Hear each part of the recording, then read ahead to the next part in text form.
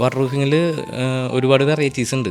അപ്പോൾ അതിലിപ്പോൾ നമുക്ക് നോർമലി നമ്മളിപ്പോൾ ഫെമിലിയർ ആയിട്ടുള്ളത് ഈ ബാത്റൂമിലത്തെ വാട്ടർ റൂഫിങ്ങും അതുപോലെ തന്നെ നമ്മുടെ ഈ റൂഫിലത്തെയൊക്കെയാണ് നമുക്ക് കുറച്ചും ഫെമിലിയർ ആയിട്ട് വരുന്നത്. അപ്പോൾ നമുക്കിപ്പോൾ തറയാമ ചെയ്യുന്ന DPC തൊട്ട് സ്റ്റാർട്ട് ചെയ്യും ഒരു വീടിൻ്റെ വാട്ടർ റൂഫിങ്ങിൻ്റെ, അല്ലെങ്കിൽ ഒരു കമേഴ്ഷ്യൽ സ്പേസ് എടുക്കാൻ ചെയ്യില്ല അതിൻ്റെ വാട്ടർ റൂഫിങ്ങിൻ്റെ സ്റ്റാർട്ടിങ് ശരിക്കും ഫൗണ്ടേഷനിൽ നിന്ന് നമ്മൾ ഫസ്റ്റ് DPC ചെയ്ത് അവിടെ നിന്ന് തുടങ്ങും.